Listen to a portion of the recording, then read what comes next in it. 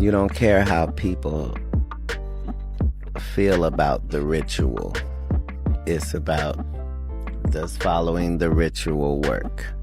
Yeah. And so you can fool yourself into thinking there isn't one, but the evidence will be. Because Hollywood likes to sort of devalue black artists and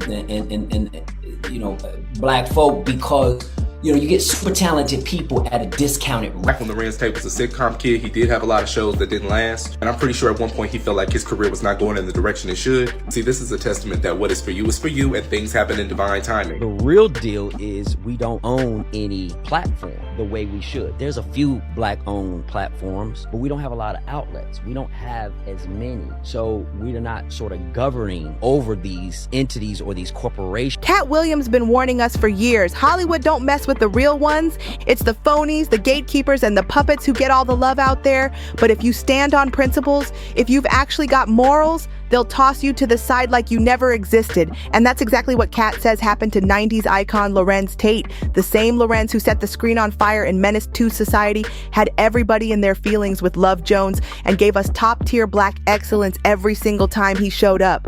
But then, dude vanished. No drama, no mugshots, no wild breakdowns. He just dipped from the spotlight.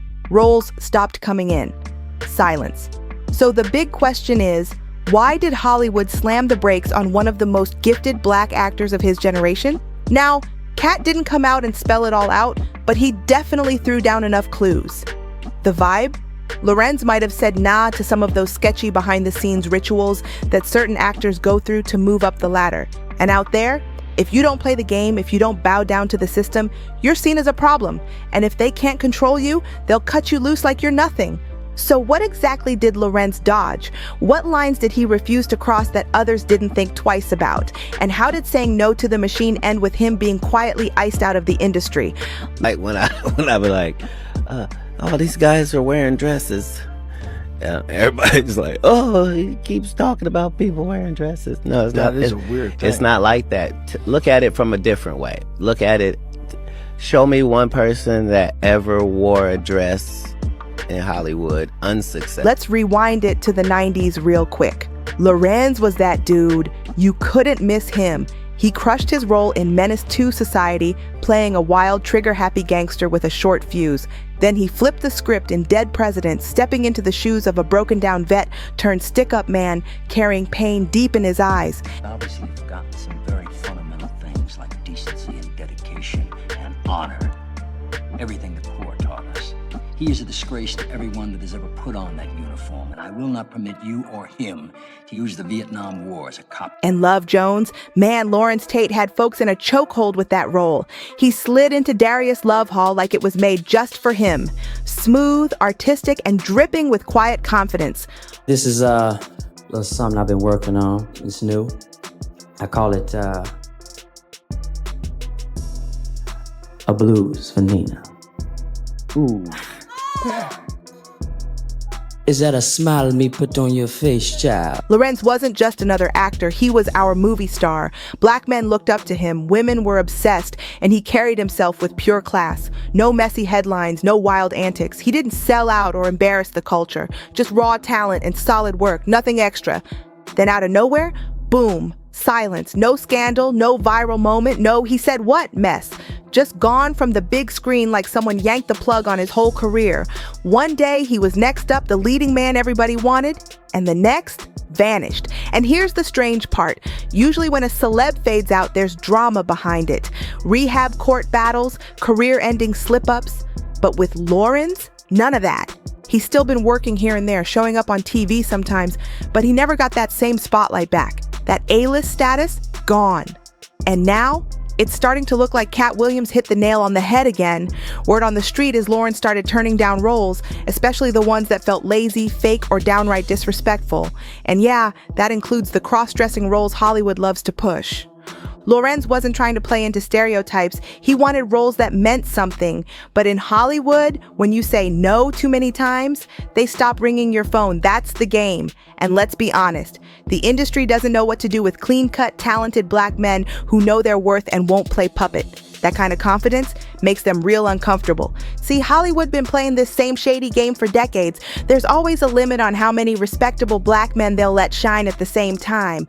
They'll boost one, hand him the Oscar, stack him with the good roles, the clean press, but the rest, they get boxed into the background. Supporting roles, sidekicks, always stuck playing second fiddle. Meanwhile, studios stay throwing bags at actors who keep doing the same old trauma roles. Poverty, crime, pain on repeat. Why? Like Spike Lee said, Hollywood is real comfortable selling black pain. That's the formula. It's easy, it's familiar, and it doesn't shake the system. But a proud black man who refuses to play along just for a check, that's a threat. That's someone the kids might admire. That's someone who might speak up, challenge the rules, call out the gatekeepers, and they cannot allow that. So yeah, they'll give you one Denzel Washington, just one. And even he had to be flawless, 10 times more sharp, 10 times more disciplined, never slipping, never speaking out too loud. Larenz Tate didn't disappear because he lacked talent. Far from it. He vanished because he wouldn't play the role they wrote for him behind closed doors. That's what Katt Williams been shouting about for years. People used to brush it off, calling Katt bitter or off his rocker. That's what they all end up saying at the end of the day. Kevin told you he wasn't gonna wear no dress until... No. Oh, no. So they offered him the dress, and then he put it on. And what did he say after he wore it? I made my own decision. Duh. But you didn't make it before they brought it up, did you? It's okay. Who gonna turn down $50 million? Now, I've had to turn down $50 million 4 times. 4 times. Just to protect my integrity and that virgin hole I was telling you about.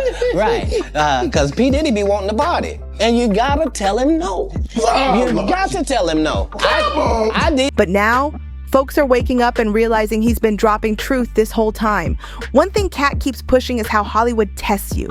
And yeah, everyone likes to talk about the whole dress thing.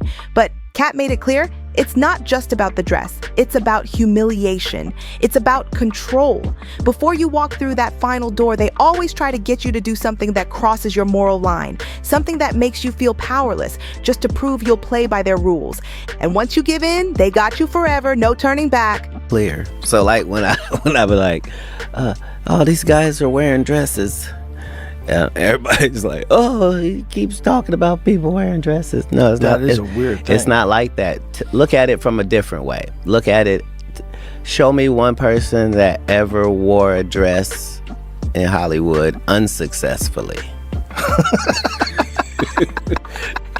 That's how you understand what a ritual is. So, but Katt didn't stop there. He went way deeper. He didn't just call Hollywood shady. He called it dark. Straight up spiritual. He started connecting all this dress ritual stuff to the whispers about elite circles being tied to darker forces, stuff like Baphomet worship. Yeah, that level. According to Katt, it's never just about a man wearing a dress for laughs. It's about sacrifice, control, full-blown submission to something way bigger than movie studios. I had seen that word transgender was Baphomet, the transgender. And so I knew that in the ritual of Baphomet, the transgender, to show allegiance to him, you had to kiss his ass ring. Really? And it said both of those things. So I knew that both of those things would become popular in the future. And that somehow calling people the GOAT would be normalized over the sheep being always the most popular reference. He painted a picture of an industry that feeds off your soul, not just your talent. Now think about Larenz Tate in that light. Dude had it all, the looks, the skills, the respect of the culture, and still, he faded into the background. Not because he wasn't enough, but because he probably got to that door, the one Katt's always warning about, and turned around. Larenz even said it himself in interviews. I didn't fall off, I walked away. He saw the strings, he didn't take the bait. But here's the part that really turned heads. Larenz didn't just walk away from their game. He started talking, saying stuff that makes the whole system squirm.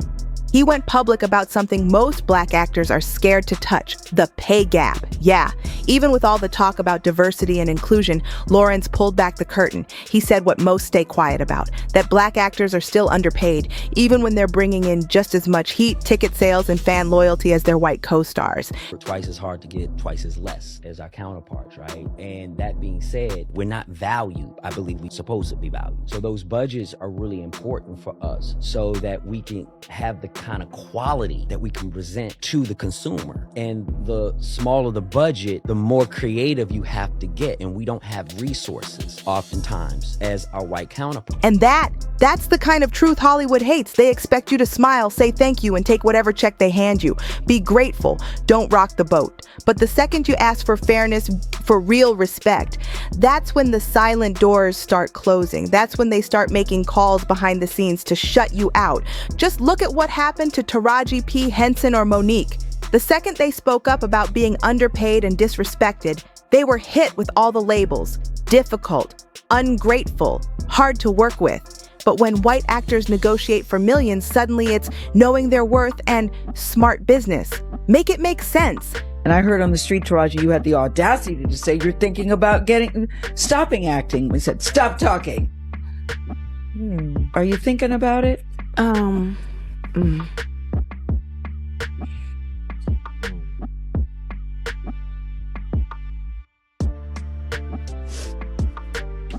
just tired of working so hard, being gracious at what I do, getting paid a fraction of the cost. I'm tired of hearing my sisters say the same thing over and over. You get tired. I hear people go, you work a lot.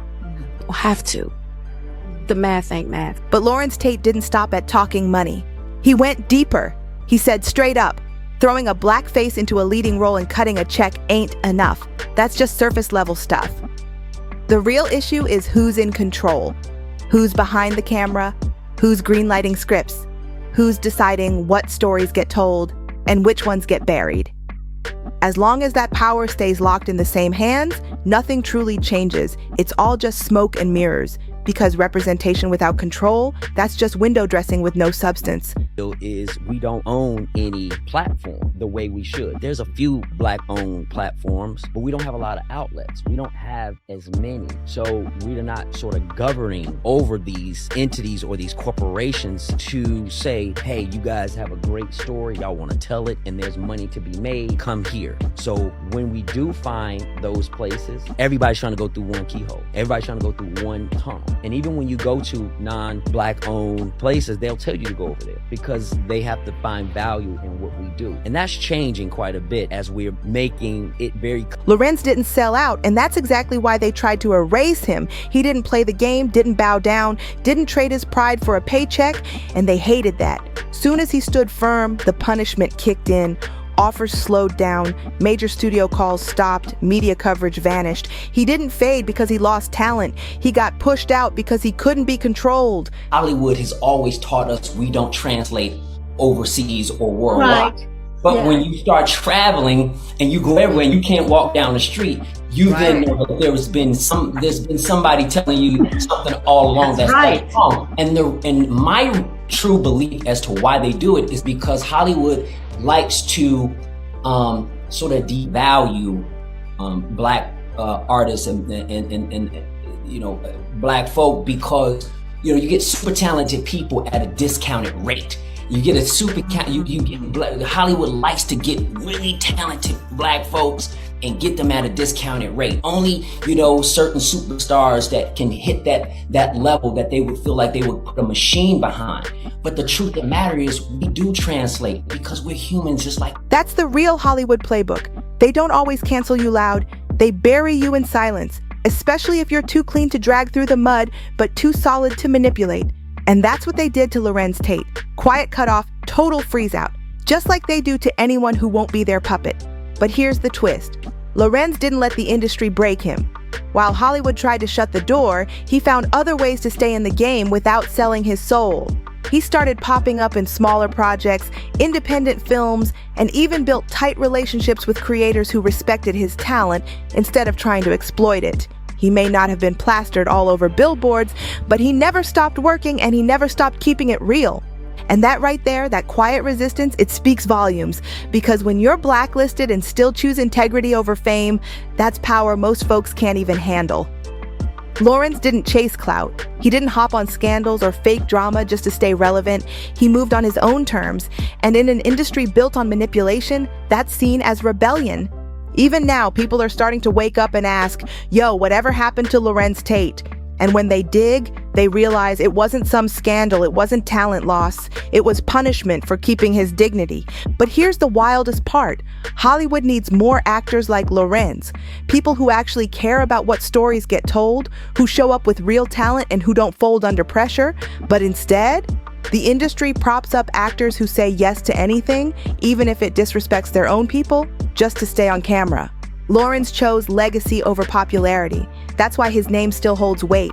That's why fans still ride for him. And that's why his story matters.